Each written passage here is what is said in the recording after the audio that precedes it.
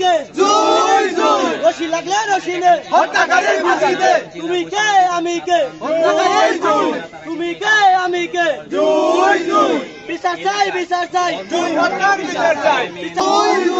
রশি লাগলে রশি নে হত্যাকারীর ফাঁসি দে রশি লাগলে রশি নে হত্যাকারীর ফাঁসি দে রশি লাগলে রশি নে হত্যাকারীর ফাঁসি দে ফাঁসি চাই হত্যাকারীর ফাঁসি চাই আসেন ফাঁসি চাই হত্যাকারীর ফাঁসি চাই রশি লাগলে রশি নে হত্যাকারীর জানিয়ে রাখতে চাই যে রশি লাগলে রশি নে হত্যাকারীর ফাঁসি দে রশি লাগলে রশি নে হত্যাকারীর ফাঁসি দে হত্যাকারীর ফাঁসি দে হত্যাকারীর অবিলম্বে বিচার মানববন্ধন এলাকাবাসী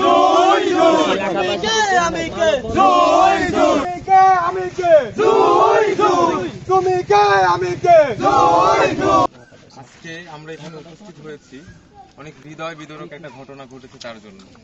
আপনারা সবাই দেখেছেন, অবগত আছেন, আনুমানিক 6 থেকে 7 বছরের একটা ছোট্ট একটা নিষ্পাপ শিশুকে হত্যা করে, কোন এক নরপোষা হত্যা করে ক্ষেতের মধ্যে ফেলে রেখে গেছে।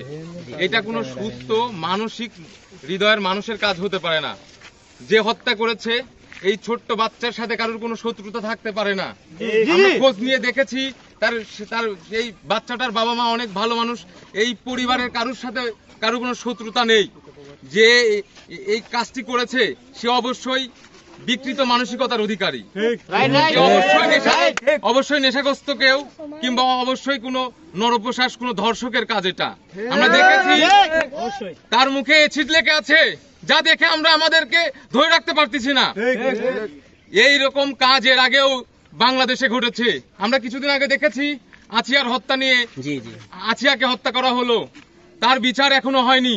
কিন্তু আমি স্পষ্ট করে বলতে চাই, বৈষম্য বিরোধী ছাত্র আন্দোলনের পক্ষ থেকে স্পষ্ট করে বলতে চাই পাবনা জেলার পুলিশ প্রশাসনকে, স্পষ্ট করে বলতে চাই নাটোর জেলার পুলিশ প্রশাসনকে, 24 ঘন্টার মধ্যে এই হত্যাকারীকে ধরতে হবে, দৃষ্টান্ত শাস্তি দিতে হবে।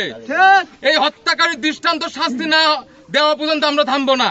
আমরা পুলিশ প্রশাসনকে 24 ঘন্টা সময় দিচ্ছি।